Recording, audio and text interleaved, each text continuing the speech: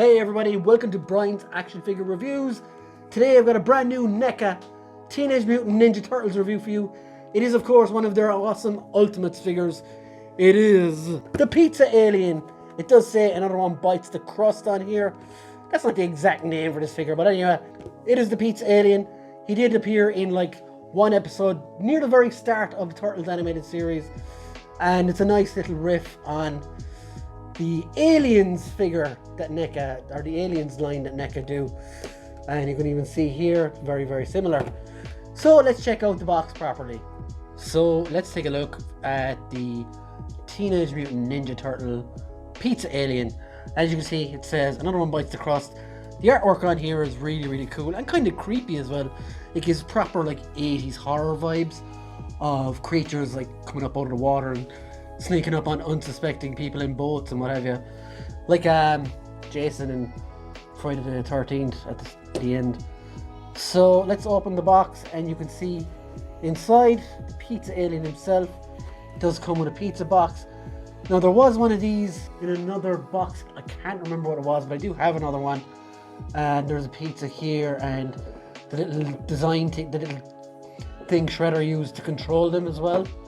He does come with an attachable tail in the box. Here, I love the color, it's really, really cool. So let's whip it around there. On the side it says NECA. On the back, you've got like a description of the episode that they appeared in, which I'm not going to read out because it's quite long. You can see here the turtles have got the machine so they can control the alien now. You've got the little monster on the pizza box, which is really cool. And you got Shredder and Baxter here, up to their old plotting and scheming. So it's the same on here. On the underneath, you've got all the usual stuff that nobody really listens to. So guys, let's get this guy out of the box. So here is the ultimate pizza monster, Pizza Alien, out of the box, and I have to say he is beautiful. This is one of the coolest figures I've ever owned in this TMNT toy line, and I've noticed I've said that a lot lately, but the one thing I want to say about this one, which I haven't said a lot about the previous NECA TMNT repaints, or releases I should say, is that the paint on this guy is absolutely bang on. They have really like done well with this one. You can see all the kind of colours back here, the muted colours, they're really done so well. There's very little paint slippage on him at all. When you get to the front, you've got the white cartoon look on him there. Just brilliant. Really pleased with him. As you can see, you've got the pink tongue inside as well. The teeth are all done perfectly. The eyes are black as the night. Absolutely brilliant. And yeah, so let's get to articulation.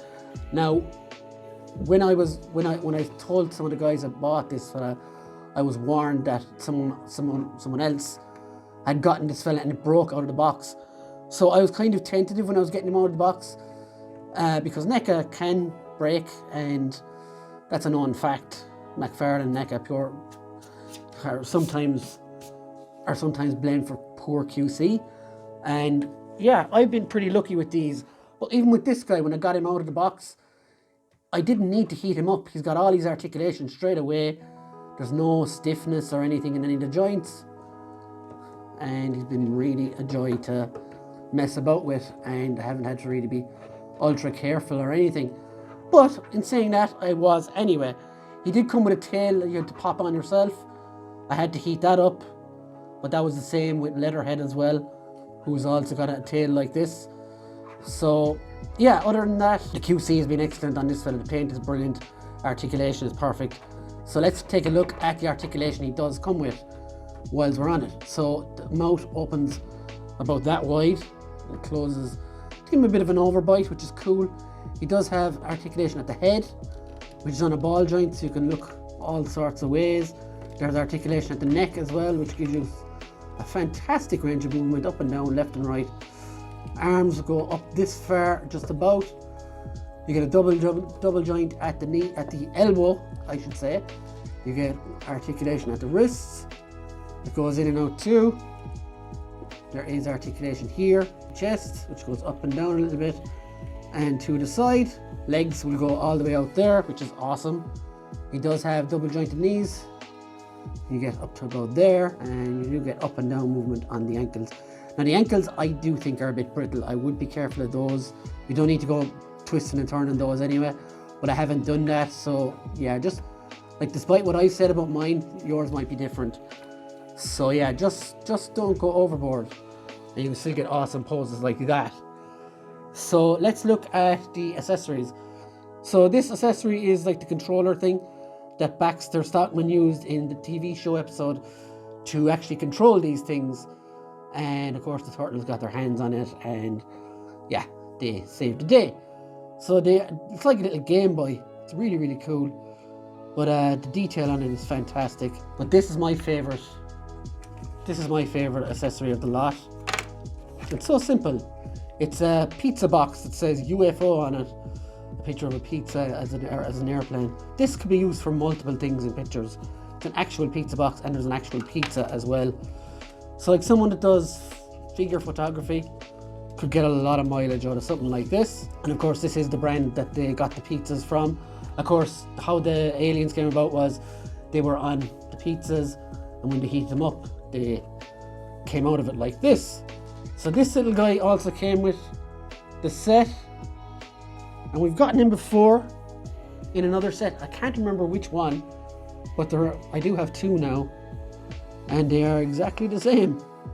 So that is really cool. I'd love to get more pizza aliens. They're really nice figures. So one thing I've always wanted to do when I saw this episode all those years ago was I knew straight off what they ripped him off from, and that was Aliens, the hit 80s horror action film. And I always thought this guy is just an animated xenomorph, and I actually have some xenomorphs here. Well, I have this one. Yeah, they're not far off being ripped off. Like, I will say they're both made by NECA as well, and the pizza monster is years later and a much better design. But they do look really, really cool together. He doesn't have the monster tongue in his mouth, and he doesn't have all this mess going on, and the tail is a lot more cartoony, whereas this one is like, ew.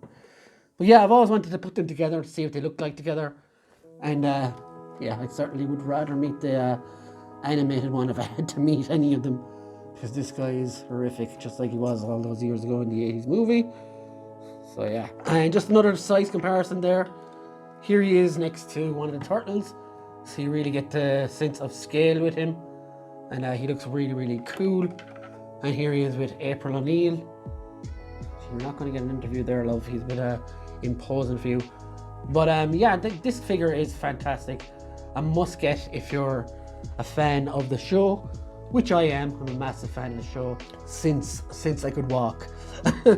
And this is an excellent set. It doesn't come with a lot of accessories, but the ones it comes with are really, really cool. The pizza box, of course, and the controller thing. So yeah, guys, let me know what you thought of this review in the comments below. Have you got this figure? Are you buying it? Let us know your thoughts, and I will comment back straight away. And also stay for a minute after the review for some pictures of this figure in action. So see you later, guys. Have a good one. Cowabunga. Bye.